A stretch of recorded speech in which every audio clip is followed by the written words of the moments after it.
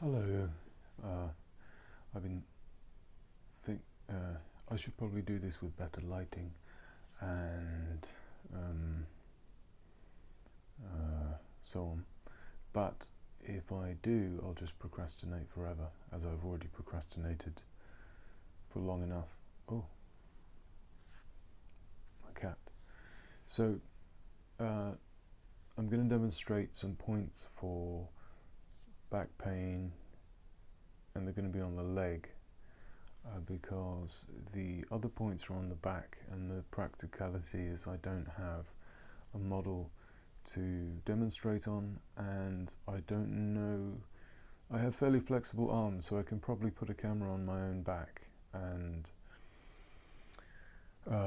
point somehow to some points, but I have to test that first. I'm not sure if that's going to work well. Also, on a very basic level, the back is easier because you can just press around, find a point that hurts and press there. But the points on the leg are, well, you need to know where they are. And if you have to, and there are, let's say, there are 4 of them, I think, that I wish to demonstrate. And if you have to look up 4 points separately, the location of them, it will be exceedingly confusing and exceedingly annoying, so it will be useful to have them, I hope, all in one. Also, one of the problems of acupressure videos is that they usually show you 1 point at a time, whereas usually if you give a treatment with either pressure or with needles, you almost never ever use 1 point at a time. So it may be that most people have a false idea, too low idea of the potential of this kind of treatment. So, without further preamble, I had to move the camera to show you my leg.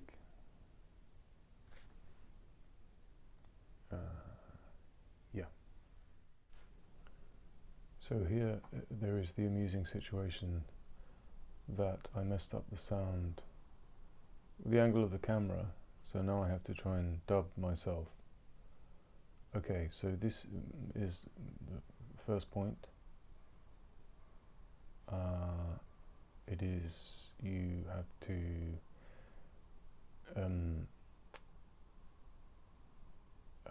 find the tip of the bone of the ankle.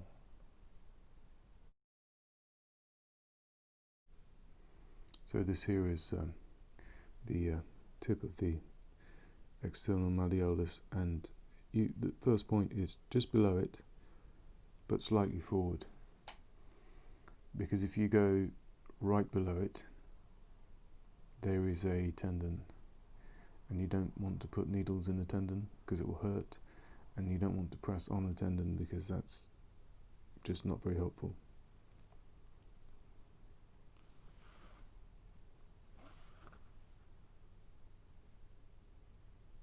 And you can press against the bone.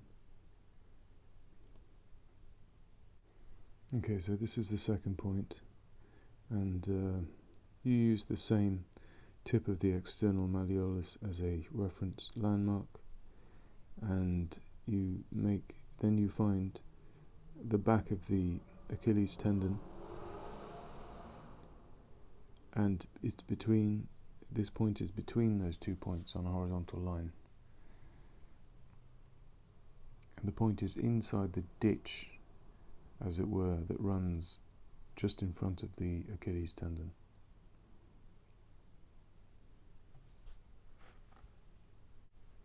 This is the third point. For this one, you have to usually have the patient flex their calf muscle. The easiest way to usually do that, because they'll usually be lying down, is to have them flex their foot against your hand. I'm demonstrating on the floor here because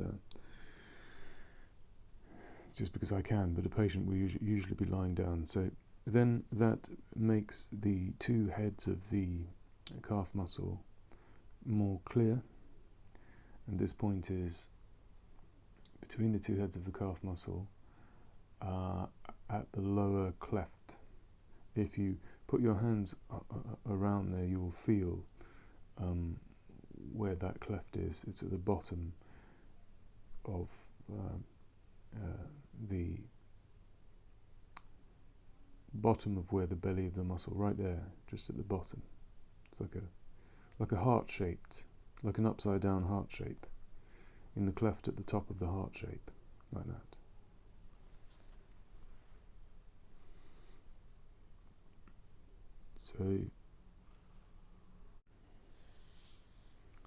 So the next point is behind the knee, and the first step in finding it is creasing the knee to find the sort of crease behind the knee. It's at that level.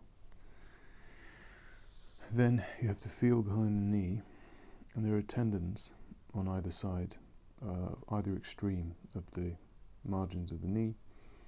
And then this point is not on the tendons, but in the muscle, halfway between, in the middle. Very highly effective point for back pain.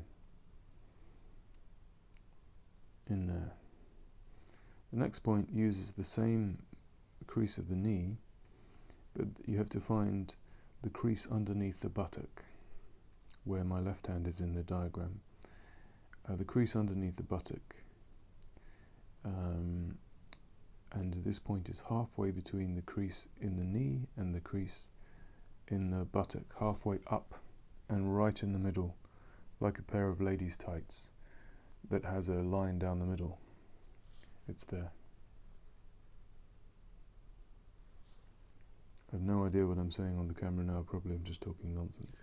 Okay, so I did record some kind of conclusion to the back pain video, but I deleted the sound, so that I had to delete the video as well. I have no idea what I was probably saying, but yeah, I hope these points help.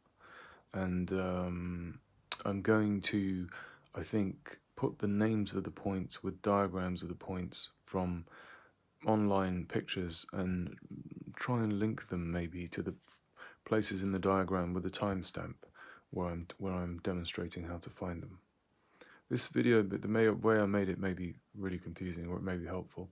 But the thing is, the more videos out there, the better, because physical things are hard to explain. So if you have 10 different people's explanations, usually one of them might make sense. So I think there's no harm, even in a somewhat chaotic presentation.